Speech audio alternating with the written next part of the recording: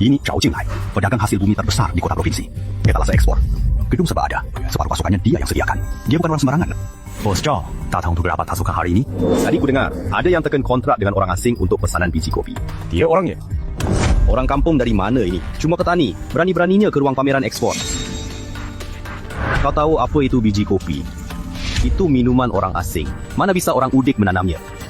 Bos Zhao, ini adalah Li Cheng dari toko dagang Chengji. Kualitas biji kopinya memang bagus. Tuan Smith sendiri yang periksa barangnya. Pembeli dari Amerika itu, manajer Chang. Soal Smith, aku udah incar dia 3 bulan. Peluang di depan mata, malah diserobot orang udik ini. Hei bocah, kau tahu aturan nggak?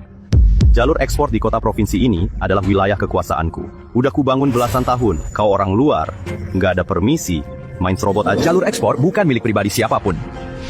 Siapa punya barang bagus, pedagang asing akan membelinya. Anak muda, besar juga omonganmu. Kau tahu akibat menyinggung seseorang Zhao? Coba tanya ke Departemen Perdagangan. Satu kataku saja, barangmu ke gedung serba ada pun tak akan bisa masuk. Bos Zhao, Anda tak bisa bilang begitu. Li Cheng adalah pemasok resmi gedung serba ada. Kontrak sudah ditandatangani. Liu Tua, kau ini orang dari koperasi penjualan, jangan terlalu ikut campur. Urusan di koperasi penjualan sana, bukannya udah cukup bikin sibuk? Hei bocah, ku beri jalan keluar buatmu. Serahkan pesanan biji kopi itu. Kerjasamaku dengan Tuan Smith sudah dibicarakan selama 3 bulan. Kau datang langsung main serobot, nggak tahu malu. Alihkan pesanan itu padaku. Nanti ku beri kau komisi pengenalan. Lalu kita impas. Bagaimana jika tak mau? Jangan salahkan aku kalau aku bertindak kasar. Di kota provinsi ini, kamu hanyalah pendatang. Ingin bertahan di sini, tak semudah itu.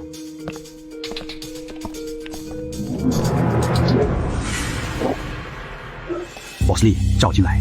Orang ini mainnya kotor. Anda harus hati-hati.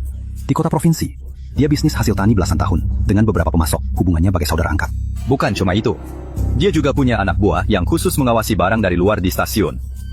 Dulu ada pedagang teh dari selatan yang merebut bisnisnya, barangnya disiram air comberan, dan 1 gerobak teh hancur semua. Bahkan lapor polisi juga tidak tahu siapa pelakunya. Terima kasih atas peringatannya.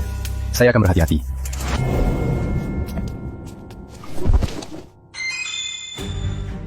Itu 2 truknya. Bos bilang, beri mereka sedikit pelajaran. Asal jangan sampai ada yang mati. Jalan nggak pakai mata. Siapa yang nggak pakai mata? Kamu nabrak aku malah marah-marah. Kakak Danyu, karungnya disobek orang. Kakak Danyu, kamu gak apa-apa? Jalan, pasti ada dulu.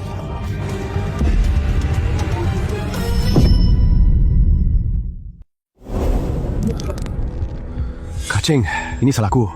Tidak jaga barang dengan baik. 3 karung sobek, berantakan di tanah. Setidaknya rugi puluhan yuan. Yang penting kamu tidak apa-apa. Kamu lihat siapa pelakunya? 2 orang asing, belum pernah kulihat. Tapi aku merasa ada yang aneh. Mereka mengincar kita. Tanpa basa-basi, langsung beraksi. Masih penuh ditembak, pasti orangnya Zhao Jinlai. Siang hari kalian di gedung serba ada, baru saja bermusuhan dengannya. Sore hari barangnya sudah diutak-atik. Mana ada kebetulan seperti ini? Kita tidak punya bukti. Lalu bagaimana? Biar saja mereka menindas kita. Soal barang, mulai sekarang setiap truk tambah 1 orang untuk mengawal. Sopir jangan turun dari truk. Jangan tinggalkan barang. Danyu, beberapa hari ini kamu kerja keras sedikit. Bawa teman-teman jaga barang dengan baik. 2 hari lagi, aku sendiri yang akan mengawal truk ke kota provinsi. Ingin lihat Zhao Jinlai itu mau main trik apa lagi? Tenang saja, Kaceng. Qian Tua, Sun Tua. Kupanggil kalian hari ini untuk bahas sesuatu. Li Cheng dari toko dagang Chengji. Apa kalian pernah dengar? Sudah dengar. Dia yang pakai biji kopi untuk berebut Smith kan? Bocah ini sedang tenar belakangan ini. Bos Zhao, Li Cheng ini datang dengan agresif. Selain itu, di tangannya bukan cuma ada biji kopi, tapi juga bahan obat, buah, dan daging babi. Kalau dia sampai dapat tempat, bisnis kita semua bisa hancur. Makanya kupanggil kalian.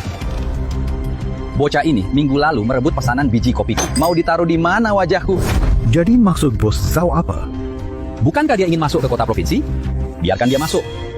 Sun Tua, kamu yang menyuplai teh dan obat. Kualitas bahan obat bocah ini aku sudah cari tahu. memang bagus. Kalau sampai dia masuk gedung serba ada, bisnis kalian bisa-bisa tidak akan bertahan.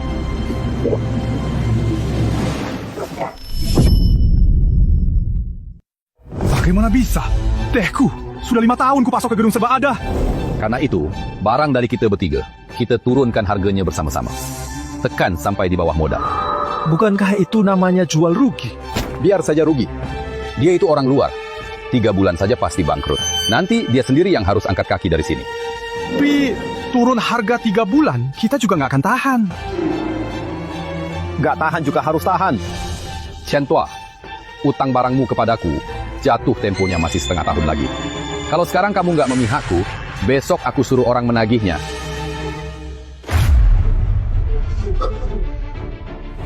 Bos Chow, aku ikut denganmu. Apa yang kamu katakan? Itu yang kita lakukan. Sun Tua, bagaimana denganmu? Baiklah, aku maju dan mundur bersama Bos Zhao. Bagus. Mulai besok, barang kita bertiga turun harga semuanya.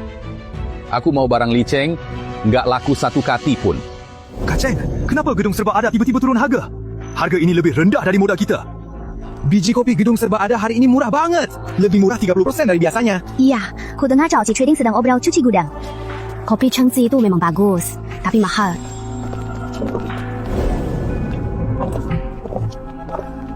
Manajer Zhang, kenapa tiba-tiba turun harga? Bukan aku yang turunkan. Zhao Jinlai bersatu dengan Qianqi Dry Goods dan Sun GT. 3 toko itu turun harga bersama-sama. Mereka sendiri yang mau kurangi untung. Gedung serba ada nggak bisa melarang. Aku mengerti. Manajer Zhang, barang-barangku untuk sementara nggak dijual di sini lagi. Kamu mau tutup stand? Bukan tutup stand, cuma pindah tempat jualan. Stand khusus di gedung serba ada, simpan dulu saja. Barangnya jangan diturunkan dulu. Kak Cheng, kalau nggak dijual di gedung serba ada, kita mau jual di mana? Biarkan dia dengan terang harganya, aku punya jalanku sendiri. Kalau nggak laku di kota provinsi, aku akan cari orang yang bisa menjualnya. Kakak kedua, di gedung serba. Ada 2 hari ini, tidak ada satupun barang terjual. Zhao Jinlai banting harga, turunnya sangat drastis. Perang harga Cao Jinglai hanya sebatas di kota provinsi ini. Kualitas barang kita bagus. Orang yang paham barang, takkan beli barang jelek karena murah. Kak Cheng, Tuan Smith sudah membalas.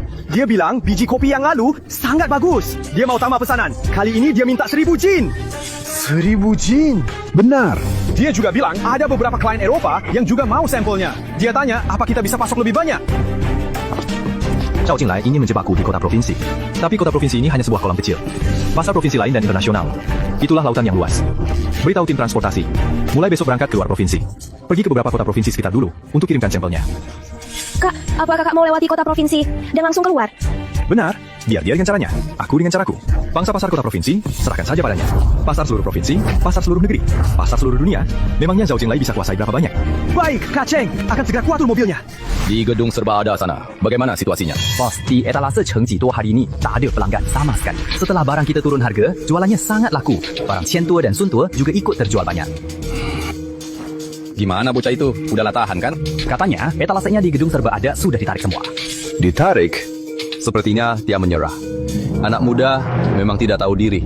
Dia pikir wilayah kota provinsi ini sangat mudah ditaklukkan. Bos, benar. Chengji sudah kalah kali ini. Mereka pasti nggak berani muncul di kota provinsi lagi. Cuma orang Udi mau lawan aku. Latihan 20 tahun lagi sana.